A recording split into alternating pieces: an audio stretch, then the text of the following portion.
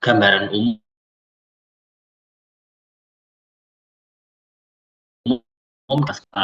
semuanya teori, tapi saya berharap nanti Anda punya kompetensi psikomotorik ya. Jadi Anda bisa instalasi yang memastikan semua sistem multi-beam itu, semua sensor yang ada bisa terintegrasi, kemudian juga Anda bisa melakukan pengukurannya dan pengolahannya. Jadi lengkap nanti kemampuan Anda di laut lengkap. Yang berikutnya, capaian pembelajaran lulusan yang diharapkan bisa dicapai di mata kuliah ini ada B1, B2, B3, kemudian C1, E2, J2, dan K2. Apa saja itu? Kalau B1 itu kita akan melakukan desain rencana eksperimen dan model di level laboratorium. B2 ini kita mengambil data di lingkup laboratorium gitu ya, termasuk nanti kita ke lapangan, itu masuknya masih di B2 karena kita tidak punya lab pengukuran, kita ya nanti menggunakannya lab alam. Yang ketiga, menjelaskan perbedaan antara kondisi ideal atau model dengan hasil eksperimen kita. Nah, nanti di sana kita bisa melakukan evaluasi apakah hasilnya ini baik dan tidak baik, nanti kita bisa membandingkannya dengan kondisi ideal atau standar dan spesifikasi yang ada. Nah, ini untuk B1, B2, B3. Yang berikutnya kita punya diharapkan bisa mencapai CPL yang C1. CPL C1 ini adalah di mute dulu, Cantika.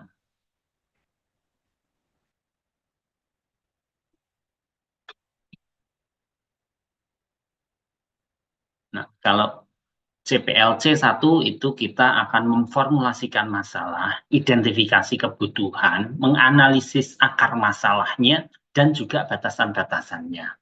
Ini kaitannya sama nanti pelaksanaan pengukuran atau penyelesaian permasalahan di lapangan dalam pekerjaan yang sebenarnya. Ini untuk C1. Nah, berikutnya E2, ini kita mengetahui kebutuhan untuk penyelesaian permasalahan yang dihadapi. Dan kita juga diharapkan bisa menjelaskan potensi alternatif solusi atau penyelesaian berdasarkan pemahaman Anda yang sudah Anda dapatkan sampai saat ini di bidang geodesi dan geomatika. Dan yang terakhir, diharapkan Anda bisa menjelaskan. Mohon maaf, Pak. Oke? Ini screen-nya masih di yang absen, gitu, Pak. Oh, Mohon maaf, oke. Pak. Terima kasih diingatkan. Ya, udah lama nggak online ya. Ya, terima kasih. Ini sudah ya. Jadi ini yang terakhir kita di K2. K2 intinya adalah pemanfaatan teknologi terkini atau modern. Jadi kita diharapkan mampu menjelaskan penggunaan teknik dan metode serta peralatan keteknikan terkini atau modern. Nah, ini adalah CPL yang dibebankan kepada mata kuliah ini yang diharapkan Anda semuanya memiliki kompetensi-kompetensi tersebut. Mulai dari desain rencana untuk pengukuran di laboratorium, untuk penyelesaian permasalahan yang sebenarnya, kemudian mencari alternatif solusi, dan juga menjelaskan solusi potensi berdasarkan teknik geodesi dan geomatika, bidang geodesi dan geomatika, serta Anda mampu menggunakan peralatan terkini. Nah, ini harapannya. Kemudian, untuk mencapai CPL tersebut dirumuskan ada 7 CPMK yang disebutkan sebagaimana tertulis itu. Jadi mulai dari Anda bisa melakukan desain pengukurannya, rencana pengukurannya dengan alat multi-beam, side scan sonar, sub-bottom profiler, atau pengamatan pasang surut, gitu ya. Anda nanti semuanya bisa, bagaimana harus meletakkan setiap alat tersebut, bagaimana harus mengukur agar semua area tercover, tidak ada yang berlubang, mengikuti standarisasi yang berlaku, dan sebagainya. Dan juga bagaimana mendapatkan datanya, menyediakan big datanya, mengikuti standar-standar yang sudah ada. Nah, semua standar ini itu sudah ditetapkan, dan kita tinggal mengikuti standar atau spesifikasi yang ada. Nah, kemudian yang lainnya, kita juga diminta untuk bisa menjelaskan kondisi data survei yang model atau yang ideal dengan yang kondisi saat ini. Nah, kita bisa mengkomparasi atau mengevaluasi jadinya seperti apa, masuk toleransi atau tidak, dan sebagainya. Nah, kita juga diharapkan mampu melakukan pengolahan data, minimal Anda tahu bagaimana konsep pengolahannya, apa saja yang harus dilakukan untuk mendapatkan kualitas data yang baik. Kemudian kita juga harus melakukan perumusan masalah yang dihadapi dan solusinya bagaimana, mengidentifikasi dan menjelaskan isu terkini, serta Anda mampu menerapkan teknologi tersebut di bidang terkait. Nah, jadi kurang lebih itu CPMK yang diharapkan. Ini materi-materi kuliahnya nanti sambil berjalan kita akan sampaikan. Nah, untuk penilaian nanti diharapkan ada project based learning. Jadi nanti ada project yang proporsi penilaiannya lumayan besar, ya nanti yang akan Anda lakukan. Jadi Anda nanti akan diberikan beberapa tugas yang terstruktur, mulai dari nanti pengenalan, kemudian perencanaan, instalasi, pengukuran, pengolahan, dan penyajian. Nah, ini nanti harapannya nilai-nilai ini nanti akan bisa memberikan pemahaman kepada Anda lebih baik dan lebih empiris. Di samping nanti ada kuis atau tugas serta UTS dan UAS, sehingga kurang lebih penilaiannya demikian.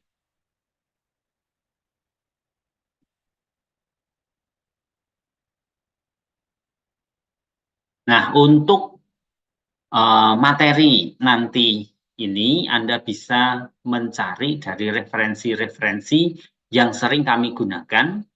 Silakan nanti bisa diakses referensi tersebut. Ada bukunya De Jong, ini bukunya hidrografi yang bisa menjadi rujukan utama. Ada juga bukunya Purbandono Junarsah, survei hidrografi, ini juga rujukan bahasa Indonesia, atau mungkin yang lain. Nah, selain itu, saya juga berharap Anda bisa memahami beberapa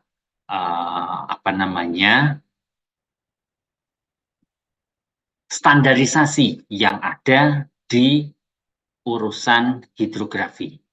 Baik standar C, C itu untuk capacity building, atau M, miscellaneous, atau untuk S, standard and specification, atau untuk P, P itu untuk periodik, atau untuk yang lainnya.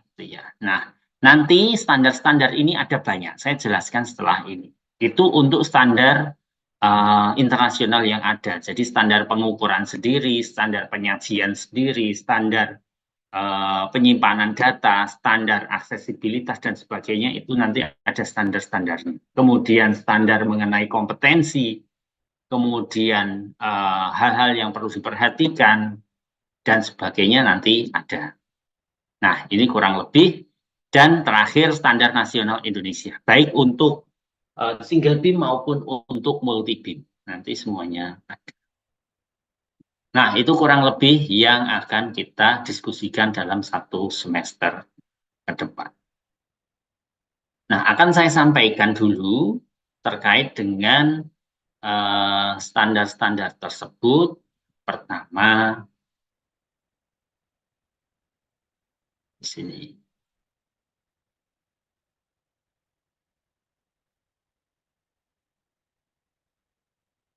Nah, ini akan saya sampaikan kepada Anda mengenai standarisasi pengukuran. Ini adalah standarisasi surveinya. Standarisasi survei. Itu di S44. Nah, apakah itu harus S? Ini ternyata jawabannya tidak. Jadi ada banyak sekali standar. Oh ya, Muhammad Ahyar sudah datang ya? Ahyar, ada Anda? Sudah, Pak. Sudah. Vela Karima adakah? Aska Alfiana ada? Hadir, Pak. Aska Alfiana ya. Vela nggak ada. Oke. Jadi saya ulangi, untuk standarisasi itu kita biasanya mengacu kepada dua institusi. Institusi pertama, institusi yang menjadi rujukan internasional, yaitu IHO.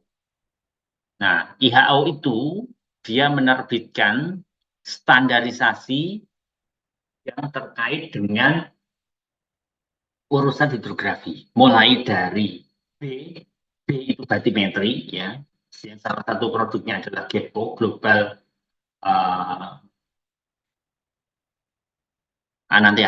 nanti saya lupa singkatannya. Tapi B itu batimetri, C itu contents atau capacity building, kemudian M itu untuk miscellaneous, kemudian P itu untuk periodik, kemudian S itu untuk standar.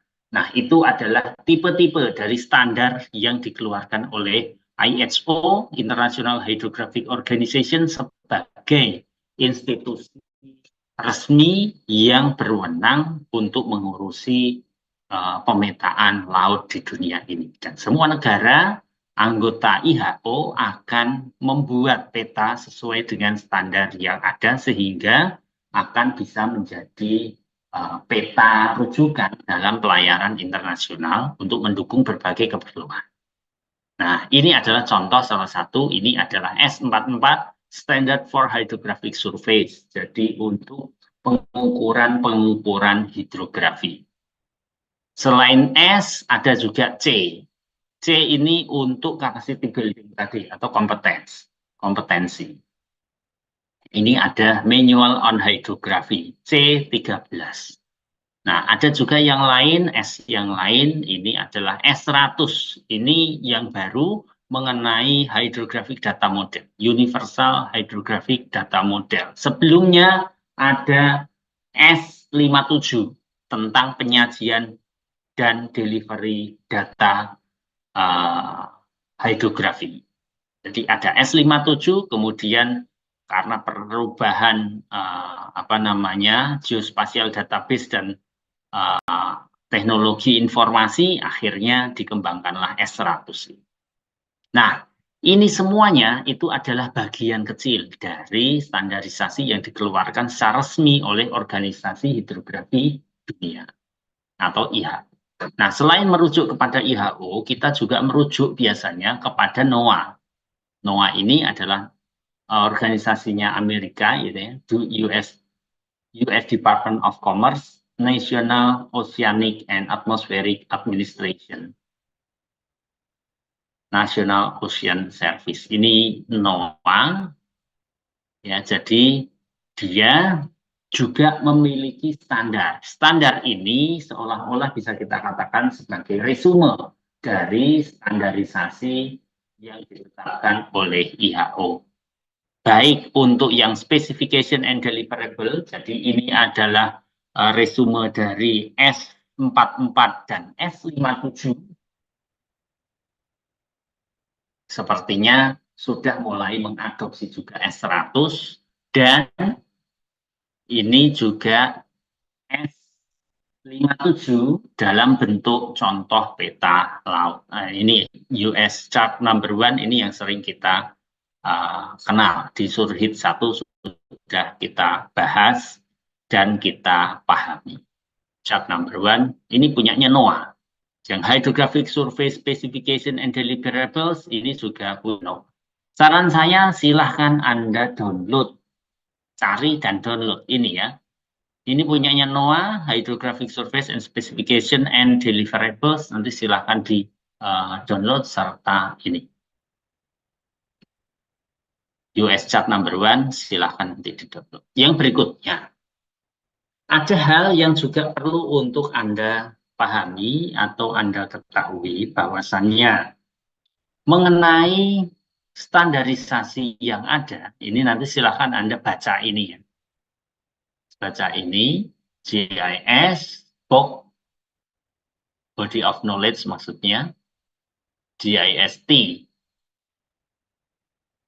Geographic Information, Science and Technology, Body of Knowledge, ucgis.org. Nah, nanti silakan Anda baca yang halaman ini tentang Hydrographic Geospatial Data Standards. Nah, di sini nanti akan dijelaskan beberapa hal yang mendukung dengan pelajaran atau mata kuliah ini. Yang pertama tentang the nautical chart.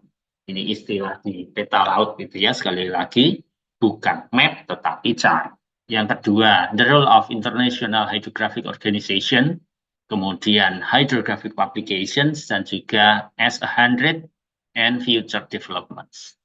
Nah, ini yang bisa Anda baca sedikit resume dan nanti di sana dijelaskan apa itu peta kertas, apa itu peta elektronik. Nah, kurang lebih seperti ini perbandingannya.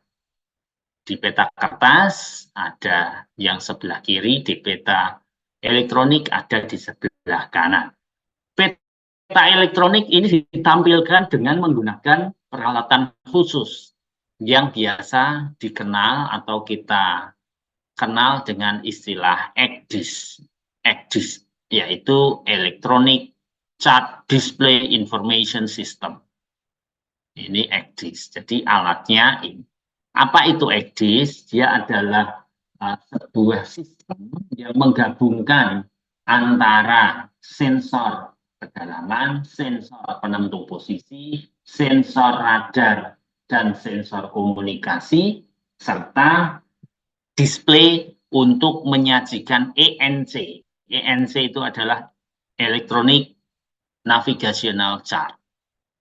Nah, ini ECDIS ini, Electronic Chart Display and Information System ini, itu sudah jadi satu di sana sehingga Anda bisa mengetahui posisi Anda di mana dan objek apa saja di sekitar Anda. Anda juga bisa memberikan informasi atau pelaporan kepada institusi terkait dengan pelayaran di setiap negara. Posisi Anda ada di mana, sehingga semua orang bisa mengakses. Contohnya dulu sudah saya informasikan kepada Anda, kita bisa memantau kondisi perairan di dunia ini dengan hanya melihat pada satu atau beberapa link website yang kemudian kita bisa akses bersama. Nah, intinya kurang lebih seperti itu. Nah, terus berikutnya, WHO sebagai organisasi hidrografi dunia, ini dia juga memiliki beberapa tugas gitu ya. Nah, dan kemudian si WHO ini juga menerbitkan beberapa publikasi atau standarisasi terkait yang sebagaimana tadi sudah saya sampaikan. Apa saja? Yaitu yang pertama, jika diberikan huruf B. B ini artinya adalah bathymetry. Kemudian C. C itu artinya adalah capacity building. Kemudian M. M itu adalah miscellaneous. Kemudian P. P adalah periodik. Dan yang terakhir S. Apa itu S? S adalah standards and specifications. Jadi ini adalah produk-produk yang menjadi panduan atau pedoman untuk urusan hidrografi di dunia ini yang dikeluarkan. Nah, ini GAPCO, General Bathymetric Chart of the Ocean, ini juga produk dari WHO.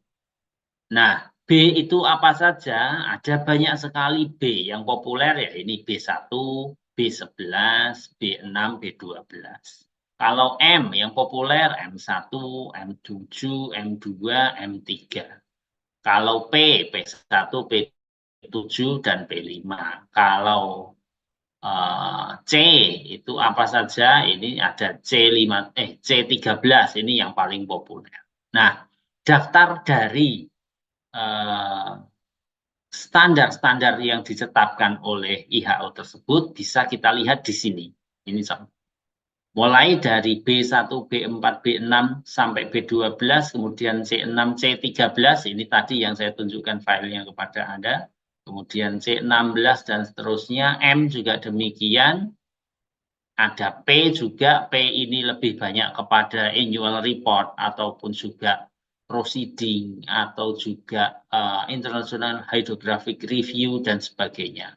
Nah, ini P. Dan S. S apa saja? Ada banyak sekali S.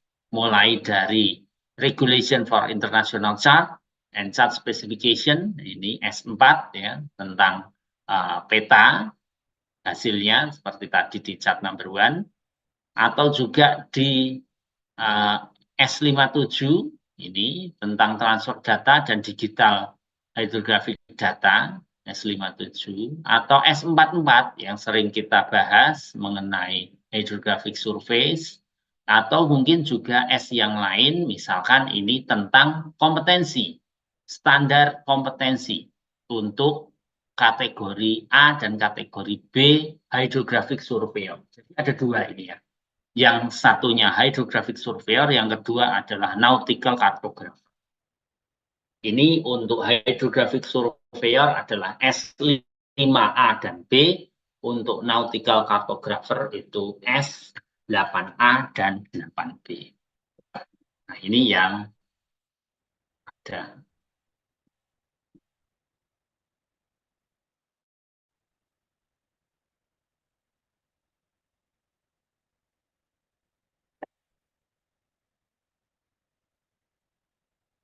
Nah, nanti saran saya silahkan Anda baca ini. Dibaca saja. Nanti akan memberikan banyak pemahaman kepada Anda. Jadi silahkan nanti dibaca. Dan perkembangan S57 hingga menjadi S101 sampai dengan 199. Ini nanti yang ada. Yang kedua, silahkan juga dibaca ini ya. S57 ke S101. Jadi ini silakan dibaca yang nanti mungkin akan menambahkan wawasan Anda mengenai bagaimana transfer data, pengiriman data, dan data digital dalam bidang atau pekerjaan hidrografi. Nah, selanjutnya ini yang perlu untuk Anda pahami atau kuasai, ini adalah Manual on Hydrography. Jadi apa saja sih yang harus dipahami, harus dikuasai oleh seorang hydrographer. Nah, ini ada di sini. Ada 7 chapter di sini. Chapter ke-7 adalah chapter mengenai aplikasi.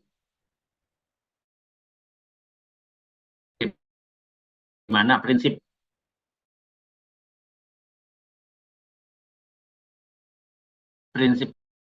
aplikasinya. Yang kedua,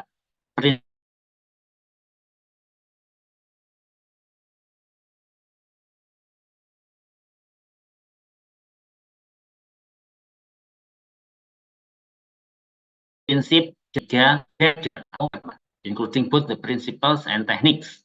Jadi prinsip dan teknik-tekniknya. Kemudian yang keempat adalah menyajikan gitu atau provide, membagikan informasi mengenai dasar permukaan perairan, klasifikasinya, dan deteksi objek-objek di bawah perairan. Nah, kemudian mengenai water level, muka air, dan juga aliran air, kemudian juga mengenai topographic surveying, dan juga yang terakhir mengenai aplikasinya.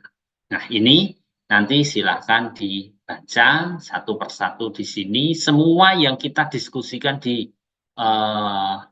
hidrografi 1 mungkin sudah ada beberapa hal di sini. Contohnya ini ya, chart reliability diagram dan juga zone of confidence ini sudah disampaikan di ukur tanah di survei hidrografi 1. Atau di survei planning, survei specification ini juga sudah. Yang hari ini kita review kembali. Nah, terus kemudian ellipsoid, geoid, local sphere, ini juga sudah kita bahas. Datum, baik datum horizontal maupun datum vertikal dan transformasi datum. Ini semuanya sudah kita bahas. Harapannya memang benar kemampuan-kemampuan inilah yang harus Anda miliki. Oleh karena itu, sedikit demi sedikit di mata kuliah hidrografi ini kami berikan kepada Anda. Yang berikutnya tentang sistem koordinat, prinsip-prinsip kartografi, projection atau sistem proyeksi, mulai dari konik atau kemudian perspektif atau geometrik atau azimutal ya, kemudian konik atau kerucut, kemudian cylindrical atau tabung, yang silindrisnya yang tabungnya tegak atau tabungnya tidur.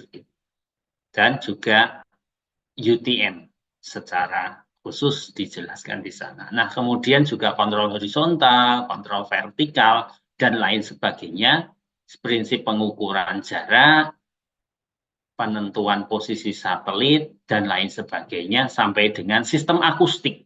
Nah, ini semuanya akan kita bahas, termasuk sistem optik. Ini semuanya nanti ada dan bisa Anda baca. Ya. Oke, saran saya silahkan dibaca saja mana yang Anda tertarik atau dibaca sekilas secara cepat. Hal-hal yang perlu Anda merasa didalami silahkan dibaca lebih lanjut. Ini untuk C13. Nah, selain itu yang paling penting juga di S44. Jadi silahkan Anda nanti download 4 hal yaitu C13, S44, kemudian specification and deliverable, ini NOAA dan juga chart number. Nah, bisa juga Anda download S4 ya, terkait dengan penyajian ini. Dan juga 2 bacaan. Nah, jadi kurang lebih itu yang saya pesankan kepada Anda untuk bisa dipahami.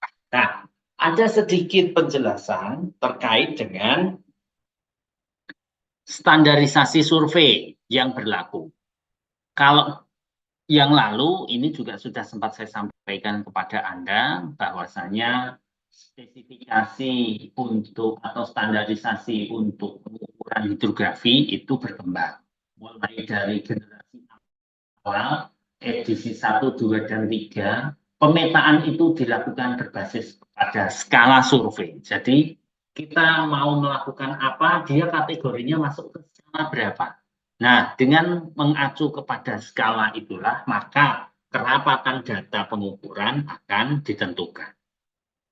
Nah, ini untuk berbasiskan kepada skala survei. Namun, dalam perkembangan teknologi, skala survei itu sudah tidak atau dirasa kurang representatif terhadap tuntutan pekerjaan-pekerjaan yang ada. Akhirnya, dirubahlah di edisi keempat. Jadi yang mengalami perubahan yang signifikan itu dari S44 edisi ketiga ke edisi keempat. Nah, ini banyak yang berubah. Nah, kemudian edisi keempat, kelima, dan keenam saat ini, 6.1 ini, itu lebih didasarkan kepada kedalaman. Bukan lagi berbasiskan skala survei, tetapi kedalaman. Area itu diukur untuk keperluan apa dan di kedalaman berapa. Maka nanti akan ditentukan dia masuk ke order berapa. Jadi ada istilahnya order pengukuran, kelas pengukurannya, kelas ketelitian. Nah, setiap order nanti akan menunjukkan dia ada di kelas ketelitian atau kelas kelas ketelitian yang mana atau tingkat ketelitian yang mana. Nah, ini untuk masing-masing standar yang ada. Nah, negara kita sementara untuk pengukuran hidrografi berbasis jalan pada single beam echo sounder masih ada SNI 7646 2010. Ini sudah sangat lama sekali, sudah ada luar. Saya sudah sangat yakin bahwasannya sudah ada perbaruan, tetapi saya belum mendapatkan itu. Namun untuk pengukuran dengan multi beam echo sounder ini sudah ada yang baru. Kalau single beam, yang multi beam sudah. Tapi saran saya, Anda perlu untuk mengikuti standar internasional. Kenapa demikian? Karena seluruh pekerjaan hidrografi itu mengacunya kepada International Specification and Standards yang tadi. Jadi pasti mengacunya ke S44 untuk survei, S4 untuk penyajian, S57 untuk data digital, atau S100 untuk penyajian secara universal dan berbagi data.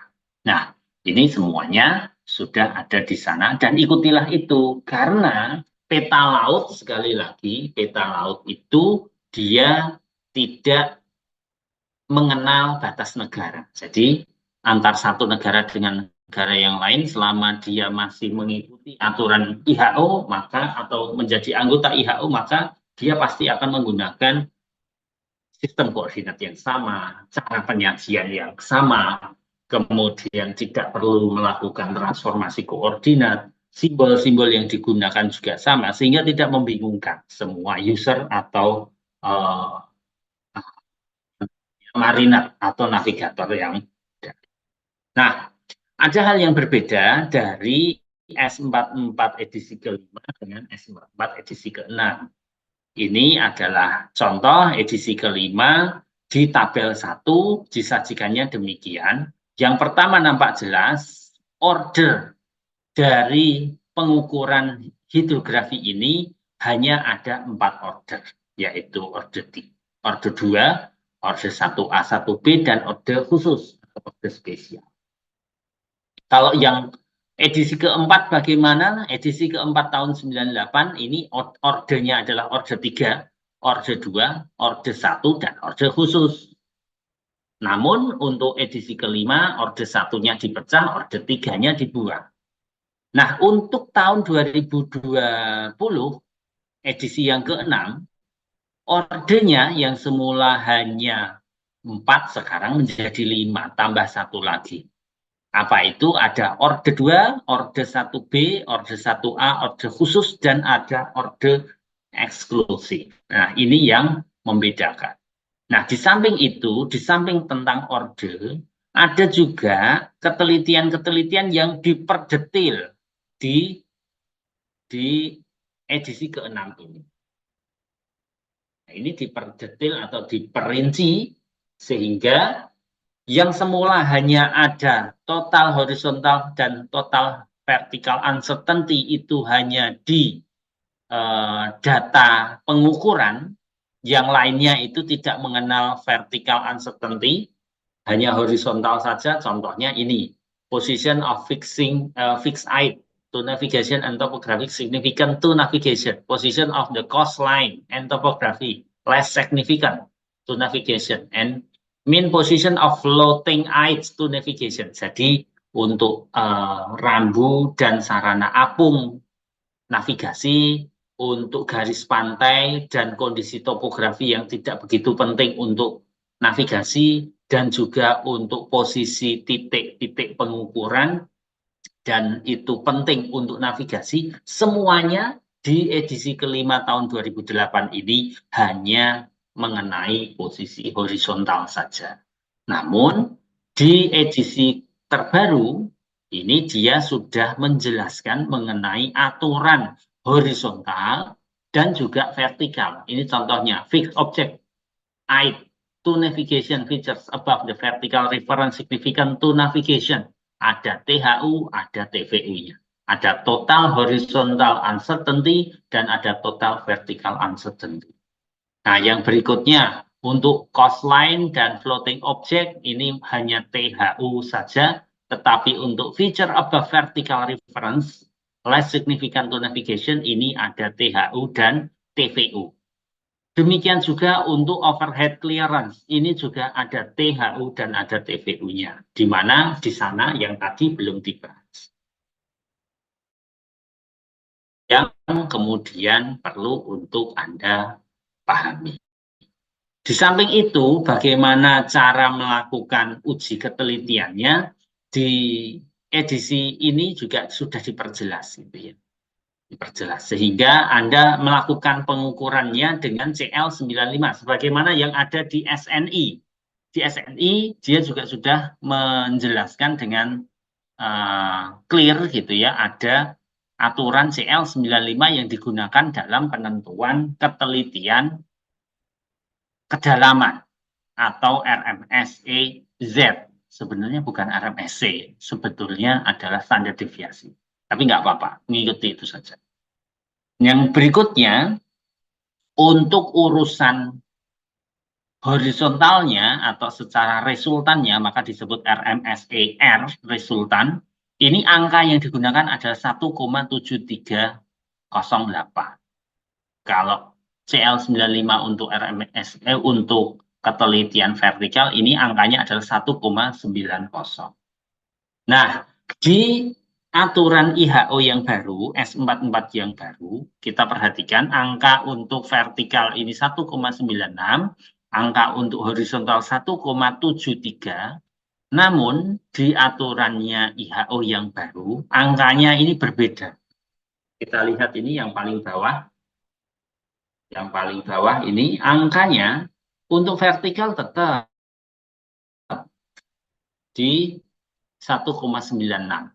Namun untuk horizontal angkanya 2,45. Artinya angkanya lebih besar. Kalau angka lebih besar ini artinya tuntutan ketelitiannya lebih tinggi.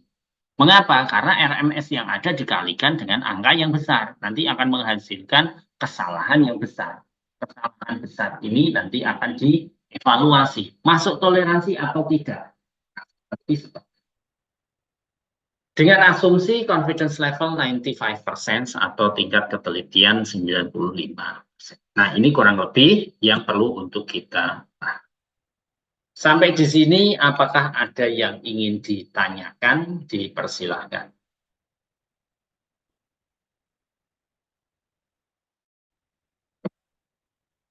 Ada yang ditanyakan?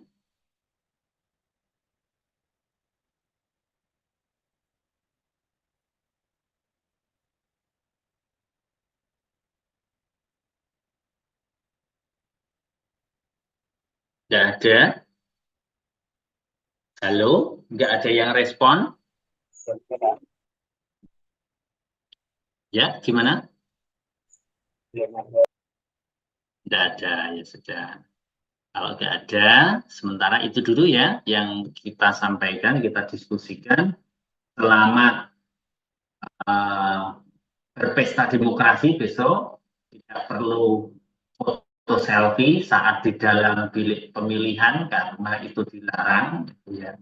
Cukup ditunjukkan saja jari kelingking atau jari Anda yang dicelup di tinta sebagai bukti Anda sudah melaksanakan kewajiban Anda sebagai warga negara yang memiliki hak pilih dan memanfaatkan.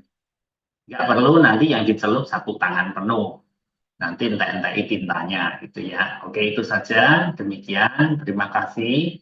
Pilihlah presiden, wakil presiden, dan wakil rakyat Anda sebaik-baiknya mengikuti hati nurani masing-masing. Semoga semuanya akan membawa kebaikan untuk kita dan bangsa kita ke depan. Demikian, terima kasih. Sehat selalu semuanya. Saya tutup ya. Ada yang ingin tanyakan dulu atau yang belum ngisi daftar hadir? Tidak ada? Kalau tidak ada, itu saja. Demikian, terima kasih. Assalamualaikum warahmatullahi wabarakatuh. Waalaikumsalam. Waalaikumsalam. Makasih, Pak. Makasih, Pak. Sama-sama.